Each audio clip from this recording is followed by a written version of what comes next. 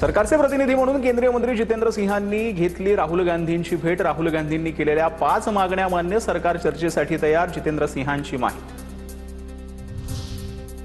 संसदेत चर्चेसाठी तयार असल्याचं राहुल गांधींना सांगितल्यावर त्यांनी मागण्या बदलल्याचं सांगितलं। संसदेत चर्चा आणि केंद्रीय शिक्षण मंत्र्यांचा राजीनामा या 2 मागण्या त्यांनी केल्या।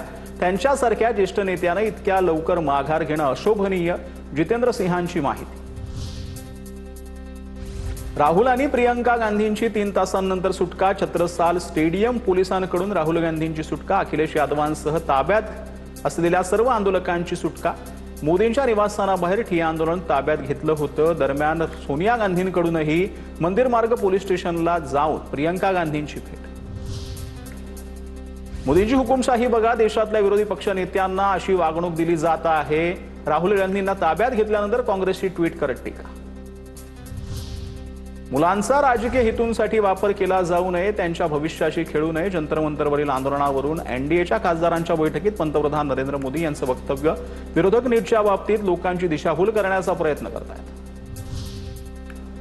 धर्मेंद्र प्रधानांसह नरेंद्र मोदी, अमित शहांनी राजीनामा द्यावा। सरकारकडून विद्यार्थ्यांचा आवाज दाबण्याचा प्रयत्न सुरू आहे। या प्रकरणी मोदींचं मौन का? त्यांनी दिलगिरी व्यक्त करावी। राहुल गांधींचा हल्लाबोल। देश अराजकतेकडे चाललेला आहे। मल्लिकार्जुन खरगे यांचा निशाणा। विद्यार्थ्यांवरील लाठीचार्जवरून लोकशाही संपवण्याचा प्रयत्न सुरू असल्याचा हल्लाबोल। खासदारांना जेल सारखं संसदेत कोंडलं असंही वक्तव्य। शरद पवार सुप्रिया सुळेंनी जंतर मंतरवर जात घेतली। अभिजित दिपकेंची भेट। सरकारनं संवाद साधला पाहिजे, विद्यार्थ्यांच्या मागण्या पूर्ण न केल्या शांत बसणार नाही। शरद पवारांची प्रतिक्रिया। तर आंदोलनकर्त्यांना दहशतवादी म्हणणं याला काही अर्थ नसल्याची प्रतिक्रिया। सरकार मानसिक रुग्ण झालंय का? सरकारला रुग्णालयात भरती करण्याची गरज। मोदी पंतप्रधान असताना आंदोलन चिरडलं, हे इतिहास लक्षात ठेवेल। लाठीचार्जवरून राज ठाकरेंचा संताप। आपच्या अरविंद केजरीवालांनी घेतली अभिजित दिपकेंची भेट। मोदी अयशस्वी पंतप्रधान, अरविंद केजरीवालांची टीका। निशस्त्र विद्यार्थ्यांवर केलेला लाठीचा अयोग्य, खोटे एफआयआर गुन्हे दाखल केल्याची टीका।